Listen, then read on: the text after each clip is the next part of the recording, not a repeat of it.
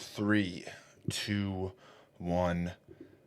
We're live. The Greta Project, episode 3. We made it. Everyone said we weren't getting past one episode. Now we're 3 balls deep. Fuck yeah.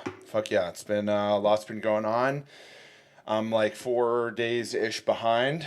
I apologize to let you down. I was traveling a little bit last week, but that's part of the game. That's what we'll talk about. So today, for episode 3, we have, again, give you a little recap what's going on in my life. Unbelievable Masters. We're going to talk about that for a little bit. Getting back on the grind, what it's going to be like for me. I didn't fall off, but I've just had a lot of shit been going on, so haven't been as consistent with the little things in my life that make me me. So kind of going to run you through, my game plan and like when I go through ebbs and flows, how I get back on track, whether that be with diet, with gym, etc. Going to talk about some randomness, of course, and then some things that I think are a poor judgment of character, and then we're bringing back hot take roulette. I have a question ready, so it's going to be a little better this time. But as always, podcast is brought to you by Fair Game. It's a golf app built for real golfers, whether you're tracking your rounds, connecting with friends, or running a tournament. Fair Game makes it easy. No spreadsheets, no headache, just a clean, simple way to play and compete. If you love golf, you need to check it out. Download Fair Game for free and start playing your way. This podcast is also brought to you by Good Root. As you know, Good Root, it's the first of its kind. It's the only botanical-based pre-workout on the market. Okay? If you're going to fuel your workout, you want to maintain a healthy lifestyle, Good Root is for you. It has natural ingredients like maca root, beetroot, cordyceps, 175 milligrams of caffeine, no jitters, no crash, very smooth, clean energy. Botanical-based. That's Good Root, baby. That is my baby. Now, weekly recap. What's been going on? What has been going on? Yeah, summer is around the corner. Still working on my group coaching. A little hiccup in that, so that'll be coming to you soon. But I do have 2 spots left. I posted a story on that today for my one-on-one coaching. So if you are interested, get in there quick. You could book a 30-minute consultation with me. We'll talk about it, your goals, challenges, how I can help, my methodologies around getting in shape, making it easy, making it sustainable long-term. That's the most important thing. We want to incorporate some sort of program and routine and lifestyle shift that is not only will warrant you the results that you want, but something that is sustainable and achievable long-term. Because we don't want you to get in shape for 6 months. We want you to get in shape for 60 years or more. But yeah, I was in Boston recently. This past weekend, found myself back at the craps table. The dyer's still hot. My strategy still works. Not a big deal. The boys were buzzing. But yeah, no, I feel like I've just been doing a lot recently, and that's kind of caused me to fall off track a little bit.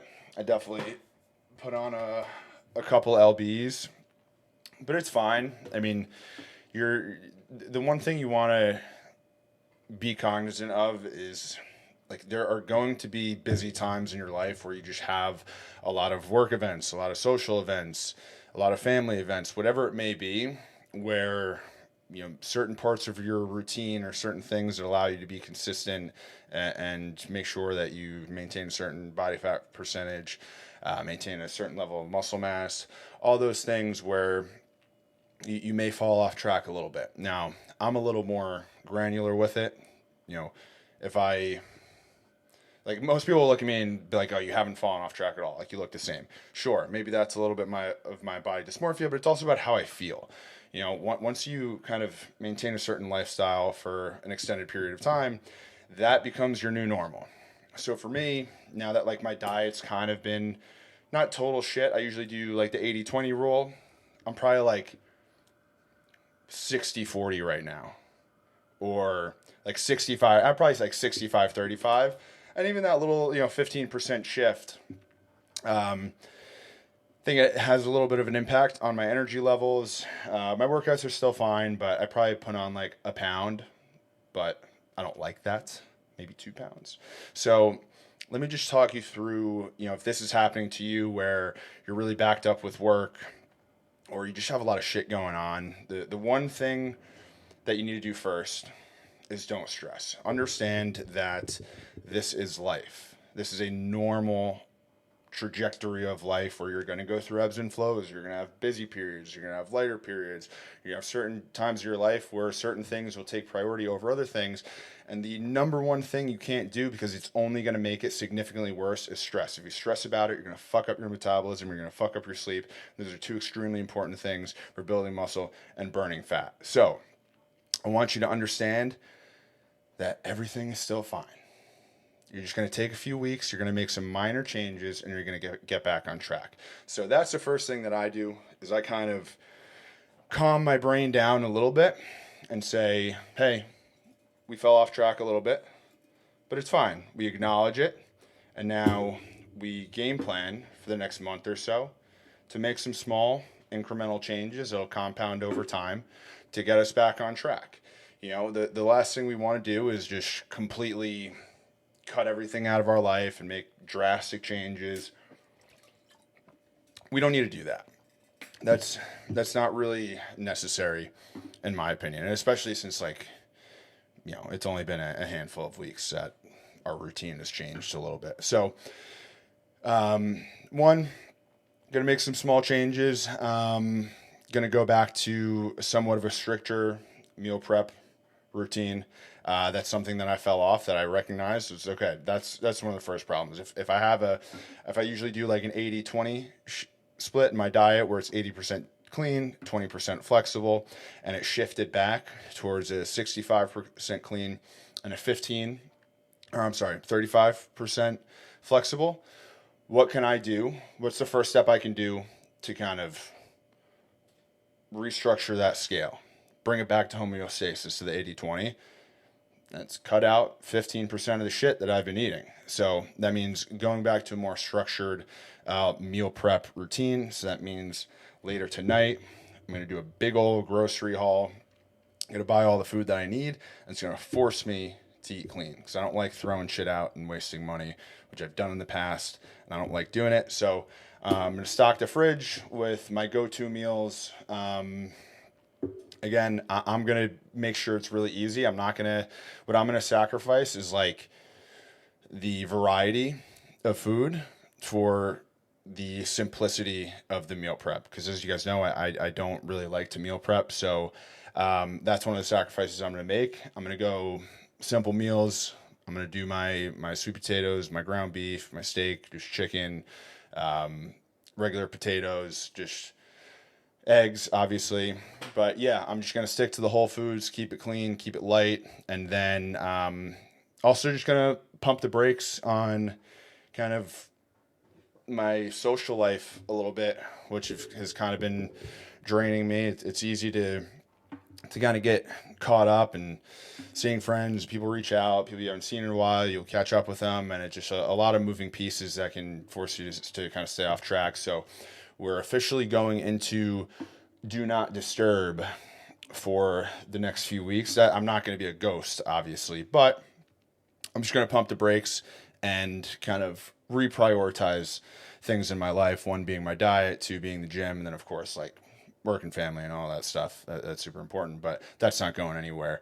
So yeah, one of the smaller shifts of making is going to go heavy on the meal prep. It's going to force me to eat clean, force me to kind of restructure how I'm incorporating flexibility into my life.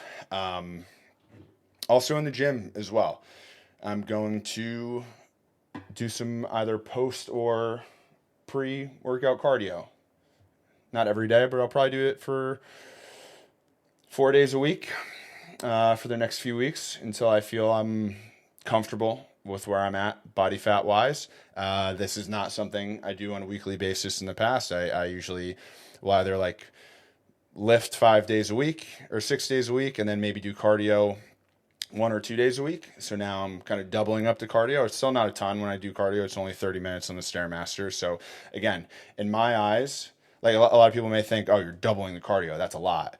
But in my eyes, it's really not. That's an extra hour a week. If I'm doing 30 and 30 on a weekly basis, now I'm doing 4 of those. So it's instead of 1 hour of cardio a week, it's 2 hours of cardio a week, but that's spread out through 4 days. So it's really not much. And on top of that, I'll probably kind of not restructure my program, but the program that I currently follow for my workout split, I'm going to incorporate more kind of maybe supersets, compound sets, drop sets, things that will keep my heart rate a little bit higher. Now, is this going to make a huge shift in how much fat I burn throughout the workout? Not really. But for me, it's a mental thing. When I feel like I'm kind of off track and I want to burn more fat, this is just going to satiate my mental game of, okay, I'm going to be sweating more during my workout. My heart rate's going to be a little higher. I'm going to feel like my output is significantly higher. I'm going to feel like I'm getting more out of my workout. That's going to be more motivating for me. And that's going to help me stay on track. So kind of incorporating a little bit of a mental game to kind of trick your mind is also going to help. And that's personally what I like to do. So really, again, nothing crazy, but just to recap, not going to stress. It's all good. Life is still good. Going to make some small changes, like going to go a little bit harder on the meal prep. Going to double up the cardio and going to kind of restructure my actual weightlifting routine to keep my heart rate up a little bit, just to kind of trick me mentally to make me feel like I'm doing a little bit more than I actually am. And I'm going to cool off a little bit with, my post-work activities and just the craziness of everyday life. Just going to take a breather, hang out for a minute. So, so if you've kind of caught yourself in a similar situation, again, just try to evaluate what's going on and just pick small little changes that you can make with each little obstacle that you've identified. And that's all it takes. So that's how I'm getting back on track. Now, let's move on to, a little bit of a Masters recap here. What a fucking Sunday that was. So for the people who aren't golf fans listening to this, what are you doing? That was one of the probably greatest finishes in golf history since Tiger won his last Masters, which I think, what was it, 2018, I think? 2018? And even still, this was actually a better finish itself. I think that was a better story. This is a better finish. Unfortunately, I had Justin Rose coming down the stretch there. I am happy for Rory. I mean, because if he didn't win this, he hasn't won a major in 11 years, and he was on track when he was younger, first into the PGA, to be one of the best golfers of all time, to go on a crazy historic tear, to probably be number 3 behind Jack Nicklaus and Tiger Woods. And then he just completely got cold, couldn't win. I mean, he was winning PGA Tour events, whatever. It's the majors that matter, and he hasn't won a major in 11 years. And now he is now the 6th golfer in history to win the Grand Slam, so to win all 4 majors. And he's just been getting ripped apart by the media. And the reason I don't like him is how he handles the media. I think he's a huge pussy, to be honest. But he just solidified himself as one of the greatest golfers of all time, so I respect it. And I think long term, if he didn't win this, he would never win a major again, and he would probably be in a very bad space mentally. So I am happy for him, because I really don't wish that on anyone I dislike. If you're not a golf fan, I mean, the game of golf has erupted, especially since COVID, and I think for the average golf fan, there's a huge shift in what people are or what professional golfers are doing to get the fans more engaged. I mean, if you look at like Bryson and all he does on YouTube, I think it's excellent for the game. They're really just incorporating their personalities. It hurts some people like Rory because he's a bitch. But I'm just jacked up for summer now. Like before, I was like, yeah, golf season's around the corner. I'm kind of excited. Now, after seeing that Masters finish, I'm looking forward to structuring my weekends around golfing with the fellas. Work out in the morning, golf in the afternoon. Perfect day every single weekend. I cannot fucking wait. Also, talking about mental health, I think there's nothing better than golf. I mean, you can just shut your phone off for 4 hours. You're just in nature, greenery, trees, fresh air, hanging out with the fellas. I mean, there's nothing better. Truly. So if you're not into golf and you like think it's too late, it's really never too late. Shout out Fair Game, by the way. It's never too late. There's going to be a learning curve. It's a tough game to learn to begin with, but once you get into it, you get the golf bug, you get addicted, and out of all the things that you can be addicted to in this world, there's nothing better. I mean, besides working out, that's probably the best thing you could be addicted to. And steak and eggs. Yeah. And an ambitious mindset. But golf is probably number 4. Pool, billiards is number 5. I have my league tonight. Not a big deal. We're off to a very slow start. I think we're 1-4 on the season. So the Pocket Rockets really need to step it up. But feel good. The stroke is there. I'm going to bring my A game tonight, and we'll see what happens. Yeah. Ooh, I feel like I'm talking fast. Sorry, guys. Let's slow it down with an ad from Cushy. So, Cushy, if you've ever dealt with chafing on your inner thighs, underarms, nipples, you know how brutal it can be, especially on long runs, lifts, sweaty hikes, or whatever your daily movement is. Most anti-shave products are packed with synthetic waxes and mysterious fragrances, not Cushy. They're an active skincare company, and they just launched the world's first organic anti-chafe stick, built for lifters, runners, and everyday movers who actually care about what they're putting onto their bodies. Clean, plant-based, and it actually works. Check it out at livecushy.co. Yeah, I mean, natural, organic, you can't beat it. I think everything you put on your skin gets absorbed within like 30 seconds. So when it comes to like shampoo, deodorant, all this stuff, chafe cream or chafe stick, your body's absorbing all of those chemicals. So if you're going to put something on your body that your skin is going to absorb in 30 seconds, make sure it's natural. Yeah, guys, I just had a yogurt bowl. You know, you guys know the yogurt bowl I make. It's plain non-fat Greek yogurt. I use fage, I don't know how to pronounce it. And I do like frozen cherries, frozen blueberries, organic maple syrup. I didn't do dark chocolate on it. But the problem with the fage is they don't put the expiration date on the fucking jar. They put it on the like aluminum top that you peel off and throw out. So it's like you have the jar and then you have the aluminum cover and then you have the plastic lid. And when you open a fresh jar or tub, you peel off like that like aluminum thing and then you throw that out and then you put the lid on.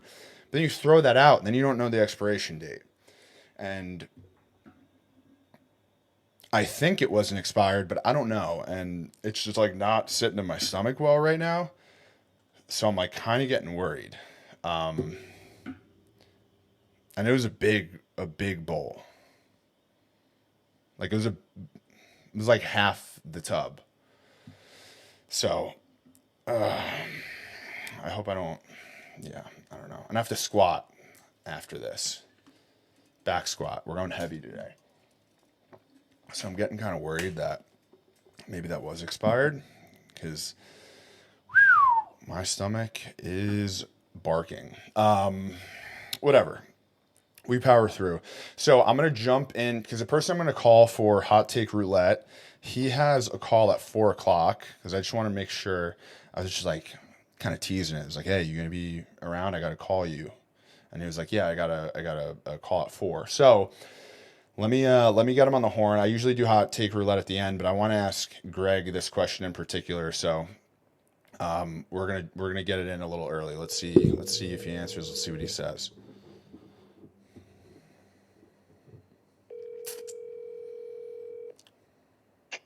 Yo.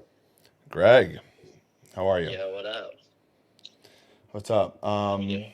Good man. You're live on the Grotto Project. Wow. No way. Let's go. Yeah. What's up? What's up, family? Not much, man. I know you got like 12 minutes here. Yeah. Can I kick it off, actually? How about that Masters yesterday? Yeah, it's your podcast. Go ahead. I mean, that was phenomenal. I mean, I know we were watching it together. I just couldn't believe it. Like, Rory almost collapsed. I know you were on Justin Rose, but yeah, I was on Rory. I got on him as live line, plus 130, great odds, won some money. Yeah, no, it must be nice. Yeah, spoke about this a little bit before. I wanted. I thought so. I wanted Justin Rose, but like, I think Rory would have like really like mentally as a person, like this could have changed the trajectory of his life in a really bad way if he lost. So I'm happy he lost. Justin Rose, second or third all time, second place finish in the Masters. Like that's tough, but he seems to be handling it fine. Yeah, Class act. classy gentleman. It's a great time for golf, man. Truly. And now we gotta hit the link soon. We will, 100%. But let's talk about the segment here. Hot Take Roulette. It's the segment where I call a friend and ask them a question and get their hot take. So the question for you, which has been filtered around in the group chat in the past. I think the people want to hear your perspective on it. How would you solve the homeless crisis in New York City? Great question. This is literally on the top of my list. I literally am thinking about running for mayor, and I would win to fix the homeless problem. It's pretty simple though. It's like one is, I mean, it's unfortunate. I think it's simple. A podcast, but first of all, let's talk about people that don't want to work and don't have mental issues. We're shipping them to Iowa, and they're working on a farm or something. Like them on the streets is making the city dirtier, causing more rats, and an experience for the regular person in Manhattan. It's terrible. I mean, they're ripping through garbage in the street. They're causing more rats. The garbage people get pissed off. It's just, it's dumb. I don't get it. Like, we need to fix this homeless issue in America. And to me, it's first to start working. Send them to the Midwest. There's a lot of farmland out there. It's cheap. Mm-hmm. I mean, we're sending buses from Texas for all the migrants. Why can't we send buses from New York to the Midwest? Right. So actually on that point, the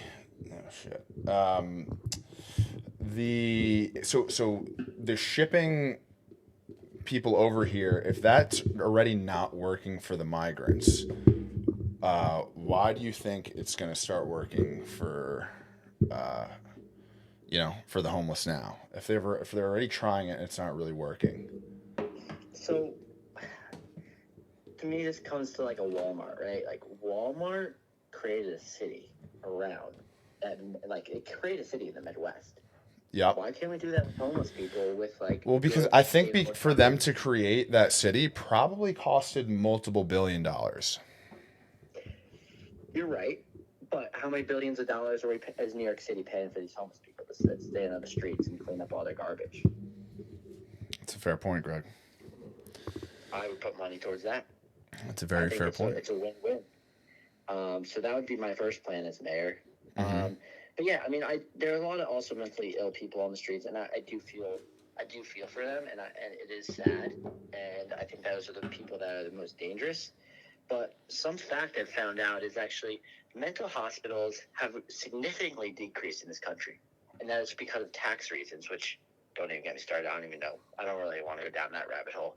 But we need to get them, unfortunately, like mental hospitals or I don't know, something that would help support them. Like, I don't think there's enough mental hospitals out there anymore. You could look it up. I know it's not like a Joe Rogan podcast, but I know maybe you could get a guy like who just spits out the facts. Like, hey, what's the decrease in mental health hospitals across the country? Like, having a guy like that would be nice. Just something to think about for your podcast. But overall, yeah, I think second we got to clean up the mental hospitals and increase them, and I think that would increase I think it would help increase the homeless issue in New York City, personally.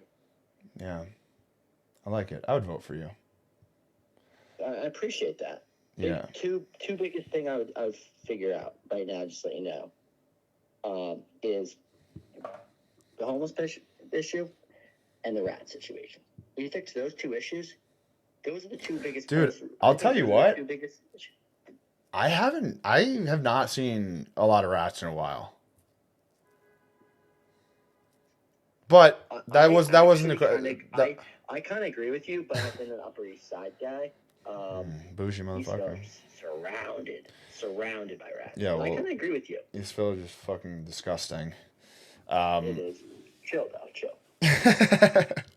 Super chill. Got our boy Slider still there, still a resident. While we're on the mayor topic, can I just something I saw that came across my desk, if you don't mind? Sure. Yeah, every guest so far just runs. It's their podcast. They ask the questions. Like, I don't know. Like, do you have cable? Do you watch? I don't know if you've seen the news, but some of these ads, Chris Cuomo running for mayor, not governor, mayor. After his whole COVID incident, after creating a book, now he's running for mayor. Can you believe that? I don't know if that's true or fake news. I saw commercials for it. I was flabbergasted. No, he is. That is confirmed. Yeah, I mean, he's still. It's the Cuomos, like, they have their own cult following, and especially the left. I feel like the common trend is they don't have the candidates across the board for most of their political positions to make a true run at power. So you have a guy that has like a very established career that has a big fan base and a big trust, regardless of how horribly he dealt with COVID. That's kind of just a lot of the liberal mentality is they're just going to stay with their people regardless of the beliefs or regardless of the policy or their personal or professional track record. I mean, Nancy Pelosi is still in office. She's one of the most corrupt politicians of all time, and you have half the liberals think she's one of the best politicians of all time. It's just that I think it's just like a mentality thing. So honestly, if I'm him, I don't blame him. I would probably do the same thing. He's been irrelevant. It's been a few years. Like, maybe he's thinking the dust has settled, and enough people will forget about that. COVID's over. I don't know like what he's running on, but it's going to be interesting to see like how he positions it. But yeah, I don't really blame him. Like, I would probably do the same thing if I were him. Like, why not try and be relevant, get into another position of power? Like, I bet he's going to get more votes than you think. Yeah, I mean, honestly, I'm an Adams guy. I think he's in a tough situation, but I think he's handled it well. And listen, every mayor there's going to be an issue, so I don't want this Cuomo guy coming in personally, but I think I would vote for Adams next time around. And what's funny is that I still think it's hilarious that people still call it the Tappan Zee Bridge and not the Cuomo Bridge. It will always be the Tappan Zee Bridge. What is the Cuomo Bridge? Get the fuck out of here. I couldn't agree more. What else do you guys talk about? How much time I got? I got 3. I could probably make it 5. But you got 3. Yeah, okay. Anything else? What do you do to get yourself out of a rut? A rut. What type of rut? It depends on the rut. It's a rut where you're not or actually no, we'll do the one that I spoke about, where like you're just really busy and you kind of have a priority shift, and things like your diet, your physical health, your mental health kind of get put to the wayside, and a couple months goes by and you're like, shit, like I need to like cool off and get my shit together. Yeah.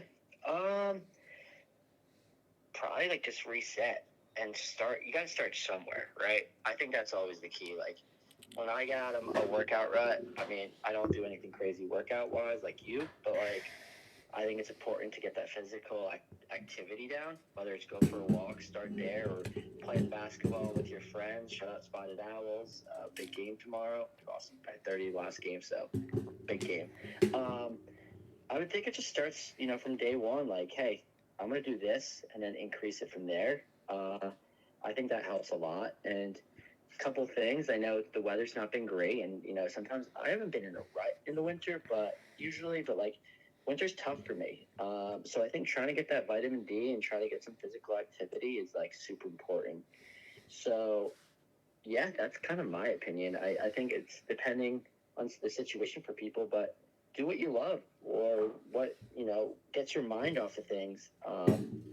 So anything mentally or physically that could help, that I think is a start. So you don't have to go full blast. Like, I'm going to do a 2-hour workout. Yeah, so I think All that's similar to what I said. I mean, you want to make small incremental changes. You want to identify what's been kind of slowing you down, what's been taken over, why things you used to prioritize are no longer at the top of your list. So make small incremental changes like going on walks, playing some hoops, kind of just shocking the system a little bit. Yeah. And one more minute while I got you. So, while he's got do me. You have any advice Unbelievable. For me? I'm a snacker. Okay. Every time I eat dinner, I gotta have a snack. I've been doing the dark chocolate. I've been doing the pure Elizabeth granola, by the way. If you haven't, fire. Highly recommend. But sometimes I get some ice cream. I got cookies.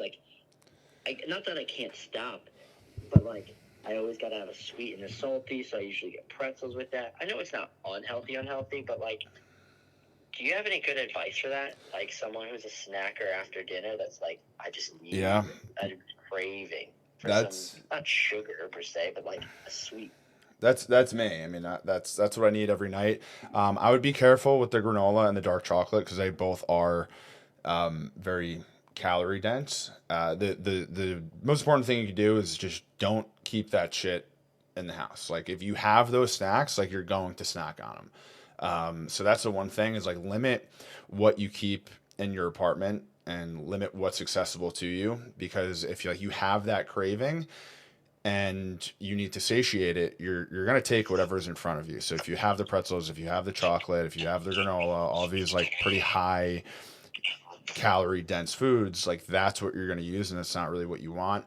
For me, my yogurt bowl is like always my go-to. A ton of fruit, and usually frozen, because it's kind of, it makes it feel like more of like a sweet treat, like ice cream, kind of like popsicle type ordeal, just because it's frozen. It's a different texture, so I think it maybe like tricks your mind a little bit. And what I've been actually hounding recently, which has been really good, are the Pedialyte ice pops. They're like 15 calories a pop, and they're fucking awesome. Yeah, so that's been really good. If you could send me a link to that or text me a link to that tomorrow, that'd be fire. I'm totally gonna get that over, especially this spring and summer. Come on. Yeah, I got you. But that's, yeah, I keep the shit out of your apartment. I like regular fruit, frozen fruit. You can get like low calorie protein bars. Those are always a really good option to kind of kick that little sweet tooth craving. Pedialyte ice pops, and there's just like a lot of like low calorie ice cream options as well. Yeah. But okay, cool. Yeah, Greg, I appreciate you joining here. We appreciate the insight. No, I appreciate you, man. I really do. Good luck with your podcast, and like, I think what you're doing is great. I love the little hot roulette and like getting guest appearances. So I'm looking forward to seeing what comes next from the podcast. But you enjoy the rest of the day, and I'm excited to listen later. You too, brother. Good luck to the Owls. All right, bye. Bye. Bye. All right. That was Hot Take Roulette on how to solve the homeless crisis in New York City. That was Greg. His solution is ship them to Idaho. Don't see how that won't work. So, moving on. Judgment of character. So, the reason I made this a topic is because I held the door open for someone the other day and they didn't say thank you. And the first thing that came into my mind is that's a shitty person. Now, you always want to give someone the benefit of the doubt. They could have been having a bad day. They could have had so much on their mind to where they didn't even think about it. Or they could just be a shitty person. So I'll give them a benefit of the doubt. Maybe they were having a bad day. That's kind of the mentality you want. I had someone the other day, I think it was one of the trainers at the gym, talking shit that I was doing my recording. I could easily come out here and say, like, this guy has a Napoleon complex. He's unhappy with his life, and I can shit on him. Definitely not doing that right now. Or I can give him the benefit of the doubt and say, maybe he's got some personal stuff going on and he's just projecting his inner anger out towards the world. And that's fine. Like, that stuff happens. So it is what it is. But if someone doesn't say thank you and you hold the door open for them, like, they're probably not a good person. The shopping cart theory, that's an interesting one. I always return it. But, like, I don't think you're a bad person if you don't. Like, some people will say, like, oh, if you don't take the 30 seconds to return the shopping cart, like, that's a bad judgment of character. I don't know. I kind of disagree. Because sometimes I like when the shopping cart, like, I'll pull into a spot and bang, there's a shopping cart right next to me. Boom. Now I don't have to go find one, So it's like, there are some pros, like one pro. The only pro is that if you get lucky and get a parking spot next to it, it's 10 less steps for you. So,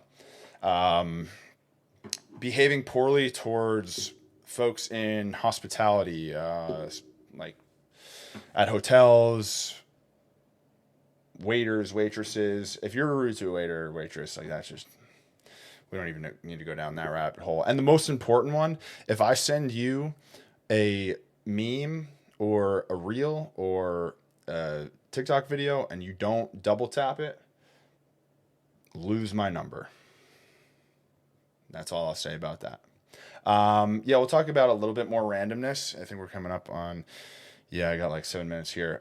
So I was, my last flight to, coming back from Boston, it was a JetBlue flight. The collapse of JetBlue needs to be studied. I mean, these guys 10 years ago were the it airline, maybe even longer than 10 years ago.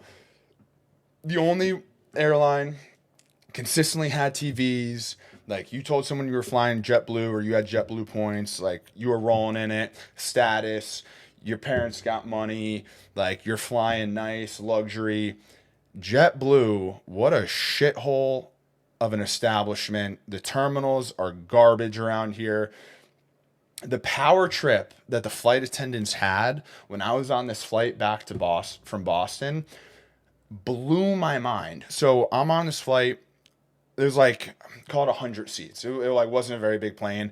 There were probably 20 people on this flight, and everyone was kind of like towards the front. That's just like by default how it happened. There were some people in the back, whatever. And I ended up being like one of the only people that was sitting next to someone. It was two seaters, so 2 on the left, 2 on the right, an aisle in the middle. And like myself, he was a big dude. So we have two of the biggest guys on this plane are the only ones sitting next to each other, crammed in. So obviously, like, the entire plane is empty. I'm going to move to an empty seat. So I do that. I hear over the loudspeaker, please, just a reminder, you have to sit in your assigned seats, blah, blah, blah. Whatever. Obviously, I ignored it because it's an empty plane. I'm not sitting next to this guy. I'm just going to get my own seat. Then, I mean, like, what are the odds that the one seat I moved to Like the last person that comes on the plane, that was actually their seat. So I'm like, I then move to another seat, go on the loudspeaker. Reminder, you have to sit in your assigned seat. Obviously, ignored the fuck out of that again. I then see the flight attendant walk down the aisle, asked to see my boarding pass. I show her, and she's like, yeah, you need to go back to your assigned seat. Like, you can't sit here. I was like, why not? She said, because it'll throw off the balance of the plane.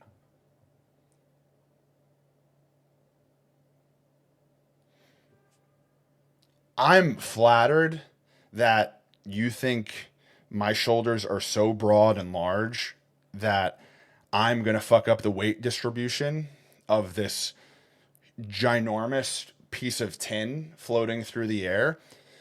But that's not going to happen. And she had this attitude. It was like a straight up power trip. And I was like, okay, once we take off, can I move back? She's like, you can come check with me and try again. Like, that's just a power trip. Like, there's no reason I have to be. So literally the whole flight, the entire plane's empty. I'm crammed next to this one guy, and my recliner didn't even work on my seat. I was pissed. I mean, I don't fly JetBlue regardless. I mean, Delta is 1-1 by a million miles. The only reason I flew Delta is because it was the only flight that aligned with my schedule coming home. But just to see how far ahead they were 10 years ago above every other airline, and how they're like a lower tier airline at this point. The customer service is fucking horrible. My buddy had an issue the other day where he put his girlfriend's flight information on his ticket by accident. Like, he just like messed up one of the birthdays, and he wanted to change it, and they tried to charge him like $75 just to change the date. Like, and then I tweeted at JetBlue, and they ended up doing it for free. But like, unbelievable. I was livid. And then I did think to myself, it's like, hey, like, you know, if this power trip is going to help this woman sleep at night, I'm glad to be a part of it. But like, fuck that.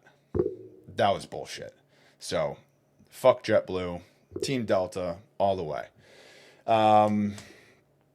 Blue Origin sent a spacecraft full of women up to space. That was neat, I guess. I don't see why they kind of positioned this as like an all-woman thing, as if women haven't been to outer space. You know? I feel like it almost discredits female astronauts. I think that's just like feminism shooting themselves in the foot. Because most people who aren't well versed in space exploration, like myself, probably aren't familiar with female astronauts. There have been plenty. So why is it such a big deal that we're sending like an all-woman flight into orbit and back? Like, women have been to outer space before. So all you're doing is making people think that women haven't been to outer space. Congratulations, feminism. All right, moving on. Sydney Sweeney's single. Hot take. I don't think Sydney Sweeney's it, man. She doesn't do it for me. Like, she's all right. But, like, it's just so interesting how certain celebrities can just take the world by storm. And everyone on the internet just buckles their knees. And, yeah, I don't see it. I guess everyone's got a type. Like, I think she's objectively beautiful, sure, but I mean, she's being positioned as like the 1-1 in America. And yeah, women, if you're out there, you're probably better than Sydney Sweeney. Don't let anyone tell you otherwise. But yeah, I think that's all I got. We got 45 minutes, 44 minutes right on cue. Yeah, pretty good, guys. Pretty good. So that's going to be it. That's pretty much all I got. I got to go to the gym and hope I don't puke up this yogurt bowl. But we got leg day. It's really exciting because I haven't back squatted in like 3 weeks. So I've been doing 1 week. I've been barbell back squatting every other week. And that's been feeling really good. Really good on my knees, really good on my back. And I feel like I just have more strength when I back squat every other week. So It's been like a few weeks since I back squatted, so I should be able to lift a small chunk of Mount Everest, and that's really exciting for me. So I have that, and then I have my pool league tonight. So really exciting things ahead for me on this Monday. But moving into the rest of the week, it is Monday. I'm going to try and get this out right away. Dominate the week. Dominate the week. We have a closing Stoic quote as we do every podcast. Epictetus, again, if you want to improve, be content to be thought foolish and stupid. If you want to improve, be content to be thought foolish and stupid. Even back in the Stoic era, people were self-conscious. They were afraid to take action because they were afraid of how other people would perceive them. And that is more prevalent now than ever in the history of time. Do the thing. For this week, whatever leap you want to take that you're afraid of whatever someone else might think of you, it's okay if people think you look dumb. It's okay if people think what you're doing is wrong, because the only thing that matters is your perception of yourself and what you believe in your heart. So if you want to improve, be content to be thought foolish and stupid, and you will succeed and you will win. And everyone, dominate the week, and I will see you next time. Thanks for listening, everyone.